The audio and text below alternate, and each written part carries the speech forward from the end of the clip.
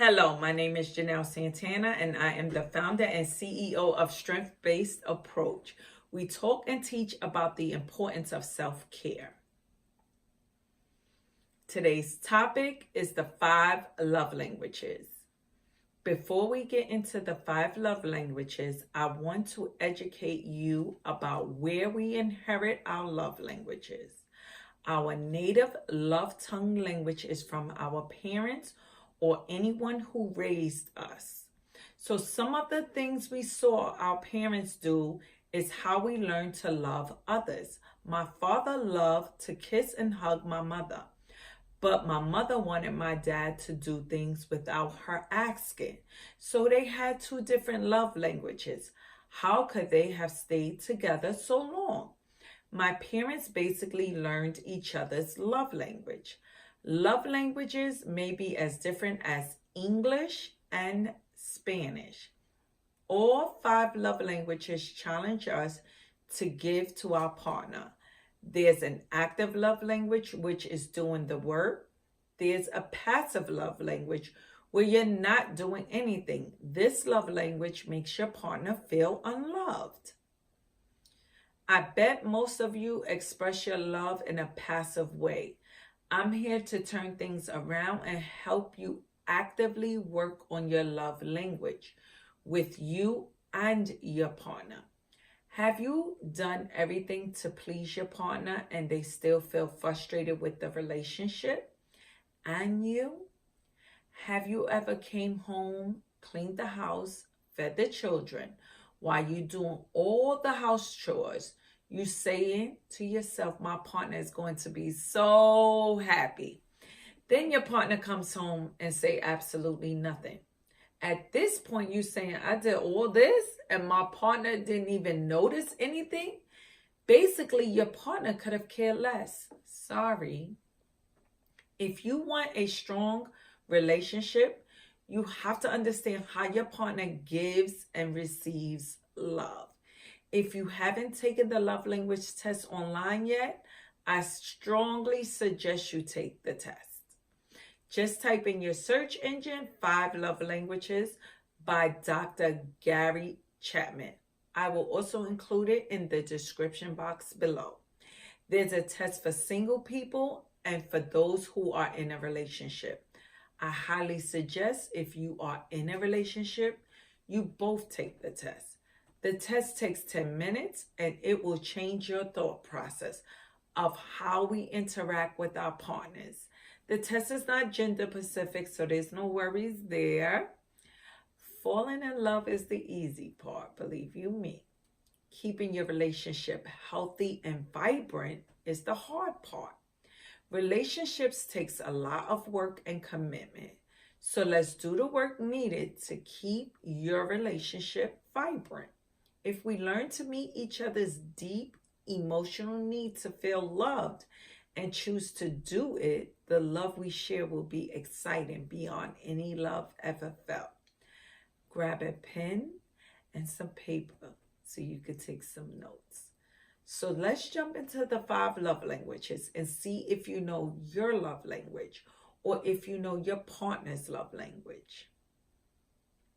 The 5 love languages are as follows. The first one is receiving gifts.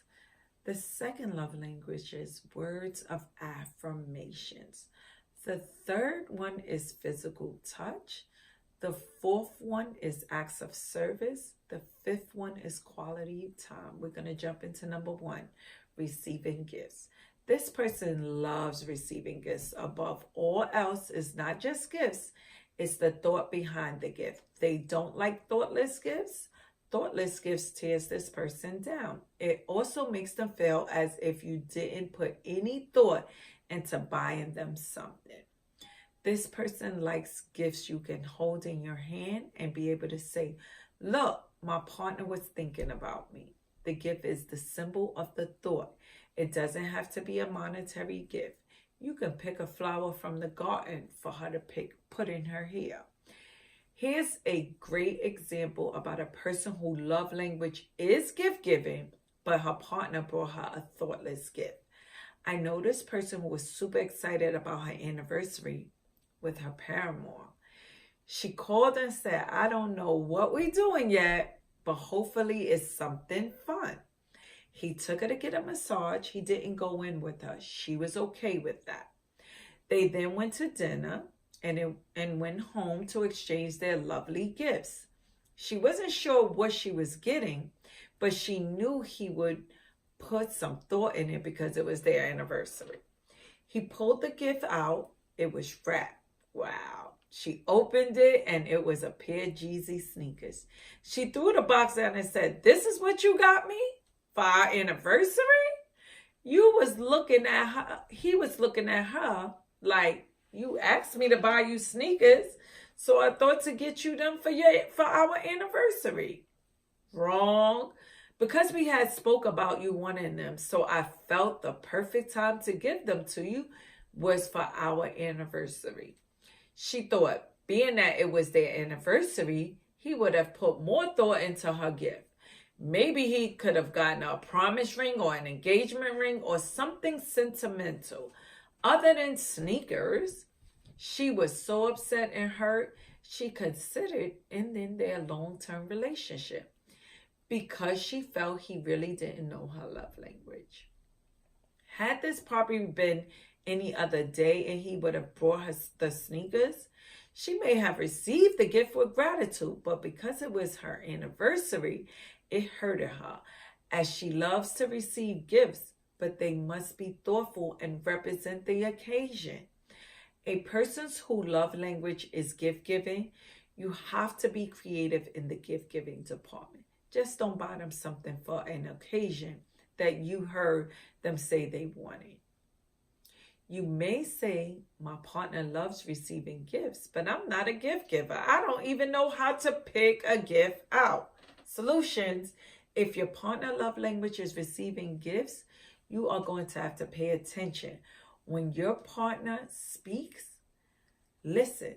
They're going to tell you their likes and dislikes. Try different gifts and see your partner's reaction to the gifts. The second one was words of affirmation.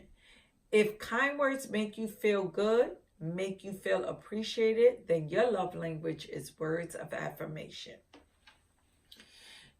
Do you like hearing compliments such as you look nice today, you're amazing, you're beautiful? Do you like receiving positive texts or quotes such as, how's your day going? Can't wait to see you tonight. Or, I love how you take care of me, how you keep me working to be a better partner, even on days I fail to be a better partner. If you or your partner's love language is words of affirmation, you need to manage your tone and the words you use. Slow it down. Think. A person whose words of affirmation is silence can be devastating for a person who needs words of affirmation. It could be the end of the world. Oh, she not talking to me. He not talking to me. Oh my God. I'm a person that loves words of affirmation. I don't like my words of affirmation sent to me in a text though. I like to hear them when we're face to face or speaking on the phone. Like, how was your day at work? Can we go out? Texting for me just doesn't fill my love tank. When I receive a text, it just doesn't make me feel so good. So I prefer my words of affirmation directly via phone or face to face. Just my thoughts. Here are a few examples of words of affirmation that can be used when you need to express humility, encouragement, empathy, and respect and admiration to your partner. Words you can use for humility: I regret, or I'm sorry for lashing out at you like that. Next time I'll try to think and listen before lashing out. I could have done better. You must have been so upset when I spoke in that tone. Words of encouragement. I believe in you because I know you can do all things you put your mind to. It impressed me when you cleaned the downstairs while I was asleep.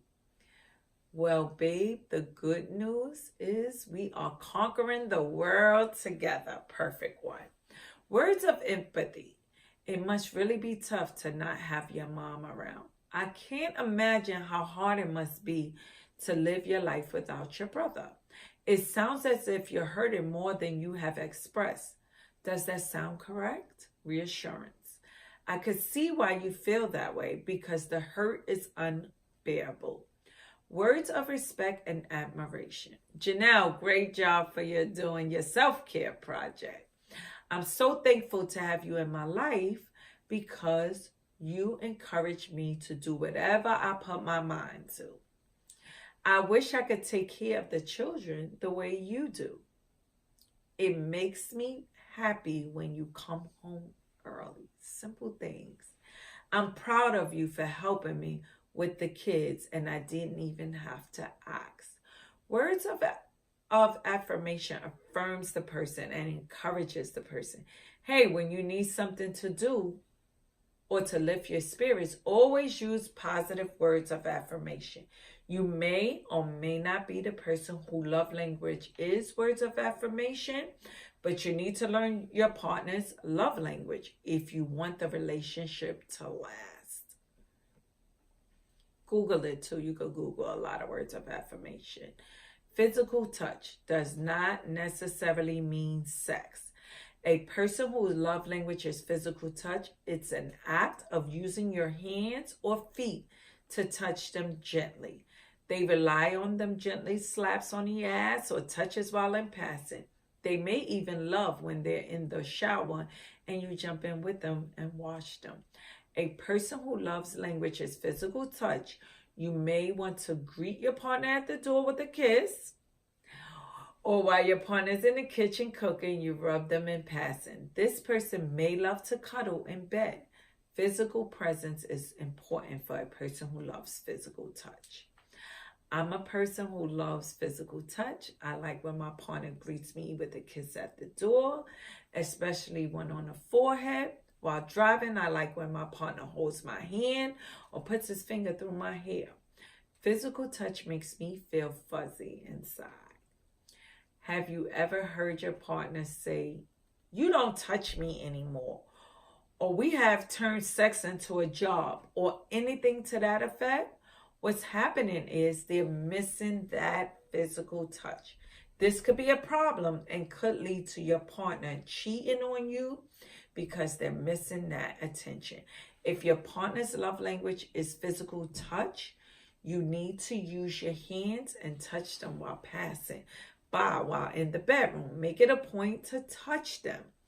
Hey, sex won't be a job anymore. It will be blissful in the bedroom. Your partner may even teach you some new tricks that you guys never done in the bedroom. I guarantee you, home life will be so much better because tension will be released almost daily. You have to be dedicated in keeping your relationship vibrant. Your kids should walk by and say, "Here they go again with the touching." Most kids say that. Number 4, acts of service. This person loves actions that speak louder than words. Acts of service is engaging in some activity that shows dedication, sacrifice, and commitment. This could be chores around the house that ease the responsibility of your partner, simply as taking out the trash, changing a baby's diaper, washing a car. Acts of service is actionable steps. It's always sacrificial. Acts of service is your expression of love.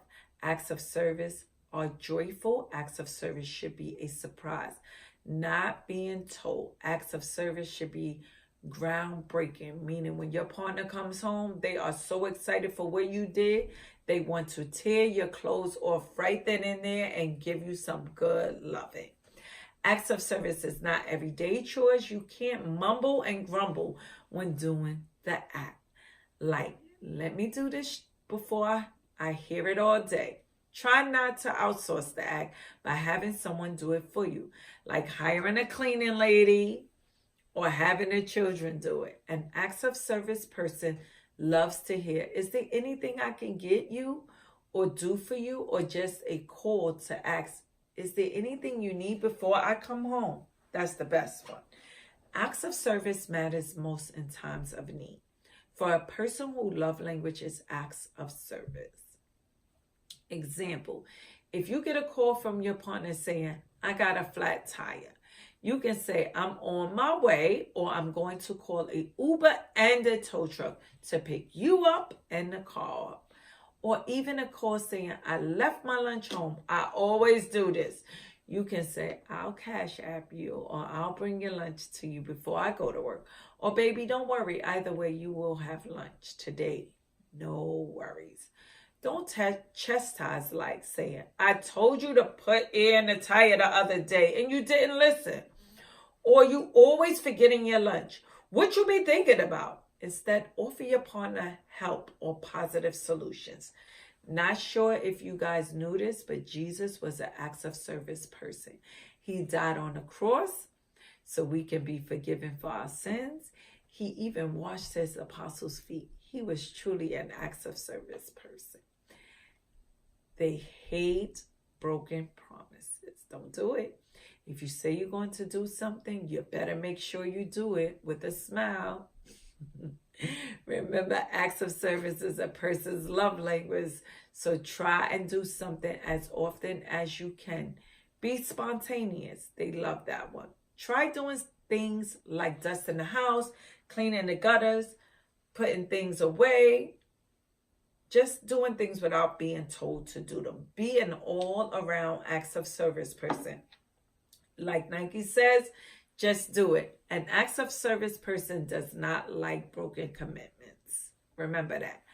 Number 5, quality time. A person who love language is quality time. It's always about giving someone your undivided attention. If you or your partner's primary love language is quality time, your partner simply wants to be there and spend time with you. Give them undeniable attention. Talk is cheap when it's all about quality time. Quality time is date nights, focus time, staring into each other's eyes, having conversations about one another, basically one's present. Doing something you both like riding a carousel. Quality time does not mean watching Netflix. Does not mean you upstairs and I'm downstairs and you saying, I've been with you all day. It doesn't mean looking on social media and checking emails. It doesn't mean working from home. It simply means one-on-one time. It means staying off your phone, looking and talking to one another without a phone in your hand. Put it away. I know this married couple, they own a business together as well as one of them works a second job. When I say this couple has money, they have money. But just because they have money, that doesn't mean their love language is gift giving. Listen to this one. The husband went and bought his wife an expensive purse. Did she love it? Not so much. She thought of 50,000 things he could have done with that money, like pay a bill, put the money towards the kids' college fund. My God, anything but buy that purse. He was super excited to be able to purchase the purse for his wife. He felt, we got the money, why not? He said, I know when my wife sees this bag, she is going to be so happy. The wife did say thank you, but struggled with the purchase and how she was going to get him to return the bag. She sat her husband down and said, thank you so much for the thought. I really appreciate it, but honey, I'm not a person who loves gifts. I love spending time with you. Hey, that's why we work together a few hours a day. Quality time means way more to me than anything else. Like right now, I want us to go in our bedroom, close the door, and just gaze into each other's eyes and cuddle. The husband took his wife on her offer to go and cuddle. He was amazed how she approached him. They have been spending more time together. The marriage was great, and now it's even better. The husband took the bag back and felt good about it. Simple things. A person who love language is quality time. You can't cancel an appointment. Don't do that. Or postpone anything with them, with you guys spending time together. They just want your undivided attention. Make time to spend it with your partner. Slow down and spend time. Quality time is where it's at. To me, it's there. Now that we have learned about the five love language by Dr. Gary Chapman, how do you plan on changing the way you give and receive love? Do you plan on taking a test? Make it fun and have your partner take the test as well. One love language should not one love language should resonate with you more than the other. Discover your love language, and also you may like to do all five love languages. That's okay. It's not a crime. But put more of your energy into your partner's main love language. Do what makes them happy, and they will focus on what makes you happy. Can you identify your love language? Can you identify your partner's love language? If so, are you ready to do the work? If not, take the test and prepare yourself to do the work. Work towards happiness, not stress. I feel you need to take the test and stop assuming what you don't know. Just my thoughts. I'm encouraging the test. I'm here to tell you that if you're not speaking your partner's love language, it could lead to a disaster. This could lead to extramarital affairs, divorce, and separation, or you guys just living in misery. Nothing satisfying or exciting. Full of arguments. Do you want to live a life like that? I think not. Not having the same love language is okay. It's actually okay to be different.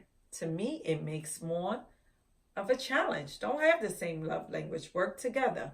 Remember, what we think is an act of love may not for our partner. Find out what your partner love language is and try to do something every week to fill your partner's love tank. Keep your love tank overflowing. Let it overflow. Just remember there are five love languages, which is quality time, acts of service, words of affirmation, and receiving gifts. Last but not least, physical touch. Know your partner's love language and do the work to keep the love language vibrant. Always try to express love in all languages. Quality time, physical touch, acts of service, receiving gifts, and words of affirmation. Try and master them and your sex life will be better. Hey, you may even get more sex. If you both watching it together, you may get some tonight. Here's a secret. Listen to what your partner complains about, and you will discover their love language. Your partner will say words like, you don't touch me anymore. Remember we used to lay in bed? Remember we used to go for walks? They're talking to you. Listen. I would like to thank you guys. I would like you guys to hit the YouTube channel. Have a good night.